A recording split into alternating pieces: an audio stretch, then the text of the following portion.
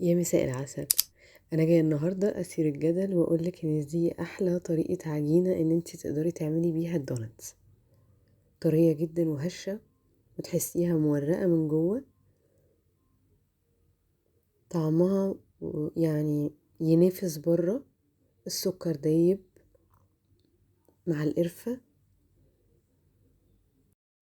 العجينه مخدومه بطريقه حلوه قوي وواخده وقتها ومستريحه.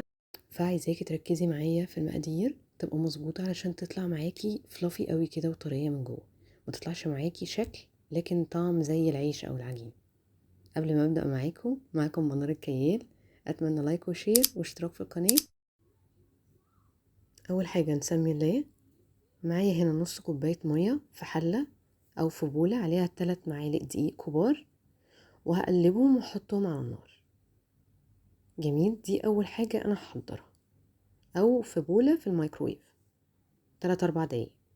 تاني حاجة معايا مية دافية هحط فيها معلقة سكر وكيس خميرة، وهقلبهم واغطيهم واحطهم على جنب. بس كده انا بحاول احضر حاجتي قبل ما ابتدي في العجين. معايا هنا نص كيلو دقيق، 500 جرام دقيق، ومعايا معلقة ملح وكوباية سكر، ومعايا هنا الخميرة بتاعتي جاهزة، وادي الدقيق اللي احنا عملناه على النار وبرد تماما. ده بيدي طراوة رهيبة رهيبة رهيبة للدوناتس للعجينة بتاعتها. نزلت بالخميرة، ودي كوبايتين زبادي، 50 جرام زبدة سايحة، ومعايا هنا بيضتين بدرجة حرارة المطبخ. تمام كده كلهم على بعض، وهبتدي ان انا اقلب العجينة كلها. طبعا هي بتبقى مية خالص مش ماسكة نفسها، ما بتبقاش عجينة يعني تشد معاكي عادي وما تلزقش. لا، عجينة الدونات معروفة ان هي نوعا ما بتلزق طبعا، مش ماسكة نفسها، مش مليانة دقيق يعني. بالعكس، انا يعني انتم ملاحظين ان السوائل كتيرة. المهم ان انا هقعد اعجن فيها كتير. طبعا لو عندك عجين ده يستحسن، فبتاخد وقت شوية في العجن.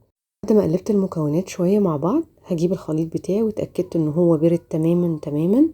الثلاث معالق دقيق على نص كوباية المية وعلى النار او في الميكرويف، وهبتدي انزل عليهم في العجينة اللي احنا عملناها مع بعض. الطراوة اللي انا بحكي لكم عليها في العجينة مش هتصدقوا. المهم قعدت اقلب فيها. انا بوريكم هنا ان هي لسه بتلزق وهو ده الطبيعي. هنزل عليها في بولة وفيها حبة زيت وغطيها. دي انا سبتها تتخمر لمدة ساعتين، من ساعة ونص لساعتين.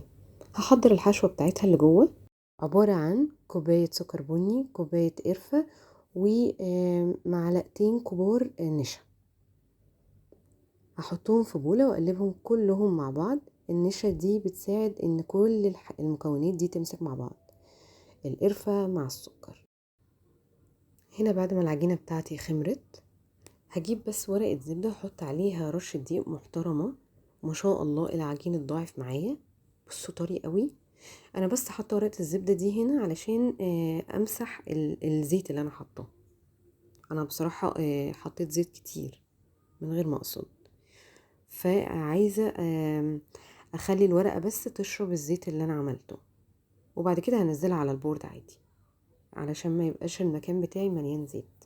قلت اما ايه اتأكد يعني ان انا امسح كل حاجة بس. وكل شوية بحط دقيق واقوم فردة العجين بتاعي. احط دقيق وافرد العجينة بتاعتي. هي شوية بتلزق، مش ماسكة نفسها قوي، يعني هي ما بين ان هي ماسكة نفسها وما بتلزقش. يعني انتوا شايفين ايديا نضيفة ما فيهاش عجين، بس في نفس الوقت لو اتسابت شوية هتلزق.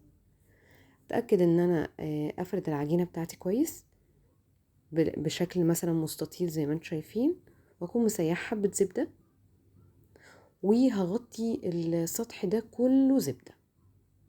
تمام، اتأكد ان كله متغطي بالزبدة. هقوم جايبة الخليط اللي احنا عملناه مع بعض، القرفة والنشا والسكر البني، وهحاول ان انا افرده. طبعا الخطوات دي كلها معروفة لينا، بس انا بأكد على اللي مش عارف. وكنوع من انواع التأكيد يعني بجيب النشابة بتاعتي واضغط على السكر البني والقرفة، وبالراحة خالص وبالمسايسة كده بحاول ان انا اعمل العجينة رول. اقفل عليها كده بالراحة. بصوا هنا كانت لازقة عادي، ما تقلقيش خالص. بس يعني اتمنى ان انتوا فعلا تجربوها، لان كلنا جربنا اكيد وصفات كتيرة قوي للدونتس، بس والله دي اظبط طريقة وطعم، وفعلا فلافي قوي قوي من جوه. عشان كده بقولك امشي على الخطوات مظبوط، علشان حرام نهدر حاجة. بعد ما لفتها هجيب خيط السمك، وهبتدي ان انا اقطع الطروف. انا ما بينتلكوش الطرف ده علشان ده الطروف اللي مش مرولة كويس يعني، بس كده كده انا بحطها يعني بيبقى فيها حبة سكر يعني وقرفة. فهبتدي انزل الخيط من تحت كده، واقوم قافلة عليه اكس زي ما انتم شايفين عشان تتقطع. طبعا السكينة مش هتطلع الشكل مظبوط زي الخيط. تمام. صينية مدهونة زبدة، حبة زبدة حلوين، وهبتدي ان انا انزل عليهم الدوناتس اللي احنا بنقطعه بخيط السمك، وهسيبها تتخمر لمدة ساعة. انا مدية العجين وقته ومدياله مساحته ان هو يتخمر ويطلع احسن حاجة عنده. هنا بوريكم ان انا عملت بالسكينة كده شرط ان تبقى المسافات تبقى قد بعض الى حد ما، يعني مثلا 3 سنتي بالكتير، عشان طبعا هي بتضاعف حجمها بزيادة. اهو ادي الطريقة. بقطع وبرصص في الصينية بتاعتي، وزي ما قلت لكم هسيبه يتخمر لمدة ساعة. طبعا انا في الوقت ده مسخن الفرن على درجة حرارة 200، بيقعد بالظبط معايا 25 دقيقة، وفتح المروحة. انا مش هفتح عليه الشواية خالص. بعد ما خرج ما شاء الله اللون حلو قوي قوي قوي، هبتدي انزل عليه. انا ما كانش عندي الكريمة اللي بنحطها عليه، لا انا عندي شوكولاتة بيضة والشوكولاتة العادية بس. عايزة بقى وهو سخن كده تحطي عليه الصوصات اللي انت عايزاها، كراميل، شوكولاتة، شوفي انت عايزة تحطي ايه بتحبيه وطبعا تحطيه، بس وهو سخن وهو لسه طالع من الفرن.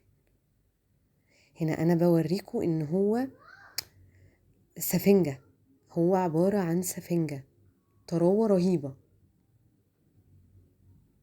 بصوا بصوا فلافي ازاي، ما شاء الله. اتمنى ان انتوا تجربوا وصفة الدوناتس دي، لان اظبط طريقة فعلا فعلا هتلاقوها. واتمنى ما كنتش طولت عليكم، واتمنى الاشتراك في القناة ولايك وشير وتفعيل الجرس. مع السلامة.